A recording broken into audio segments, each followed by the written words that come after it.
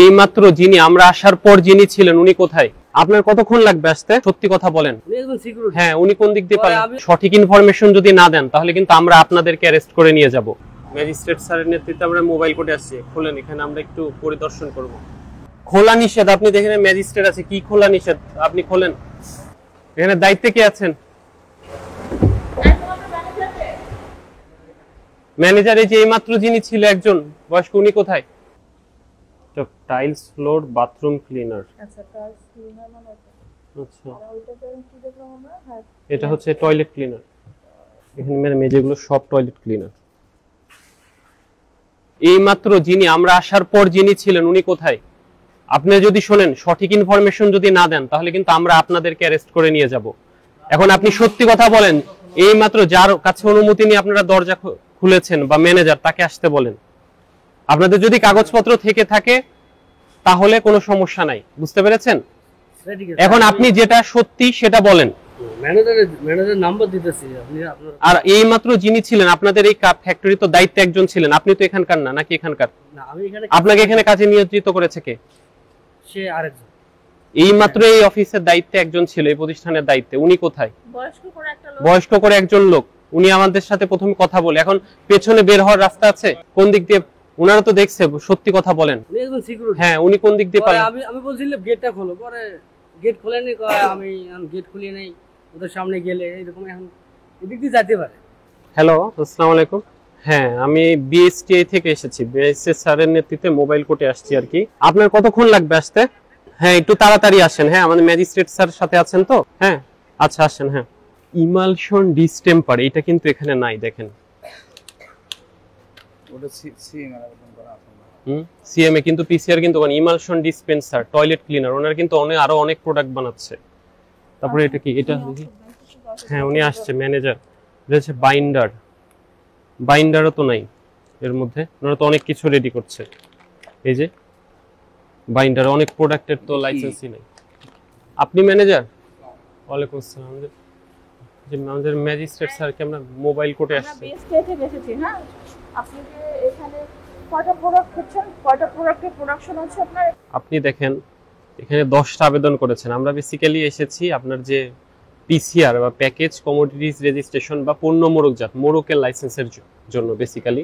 তো আপনার এখানে আপনারা 10টা আবেদন করেছেন, আর বাদ বাকি যে টয়লেট ক্লিনার, বাইন্ডার, এই প্রোডাক্টগুলোর কিন্তু এখানে কিন্তু আপনারা পিসিআর কিন্তু আবেদন করেননি।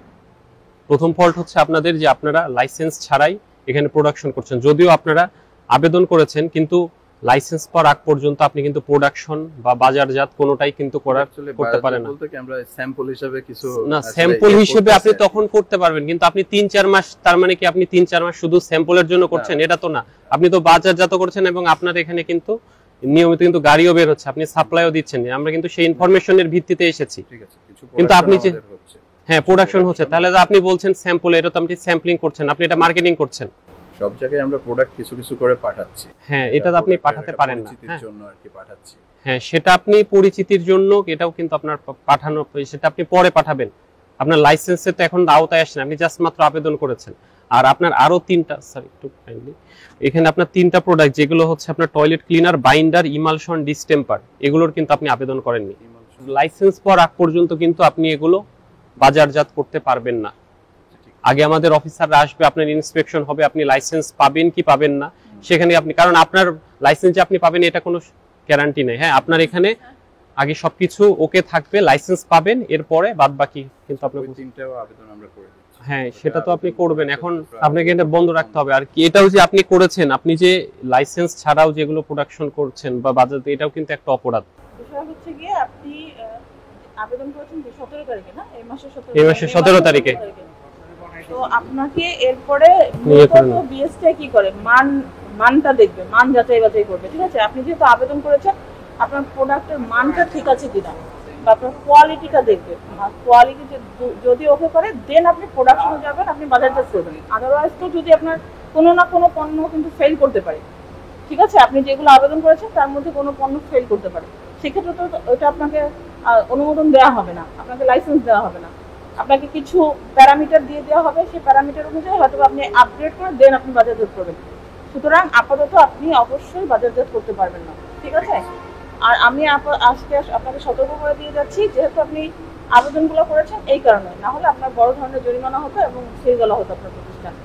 আপনাকে আমি আজকে সতর্ক করে দিয়ে যাচ্ছি। এরপরে যে কয়টা প্রোডাক্ট বললেন আমাদের বিএসটি অফিসার, উনি যে কয়টা প্রোডাক্ট আপনাকে বললেন ওগুলো নতুন করে পিসিআর এর জন্য, মোড়ক জাতের জন্য আপনাকে আবেদন করতে হবে।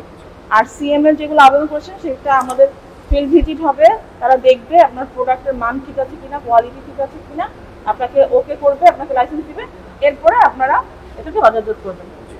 এই এই সেই শর্তে আপনাকে আমি আজকে জাস্ট সতর্ক করলাম। কিন্তু এই শর্ত যদি আপনি ভঙ্গ করেন, আপনার পিছনে কিন্তু আমাদের সোর্স আছে, হ্যাঁ, সোর্স কিন্তু আমাদেরকে ইনফরমেশন দিবে। সেক্ষেত্রে যদি এরপর আপনি বাজারজাত করেন এবং এই প্রোডাক্টের লাইসেন্স না পাওয়ার পরেও, মানে যতদিন পর্যন্ত না পান তারপর যদি বাজারজাত করেন, তাহলে আপনার কিন্তু বড় ধরনের জরিমানা এবং আপনার প্রতিষ্ঠান সিল করা হবে।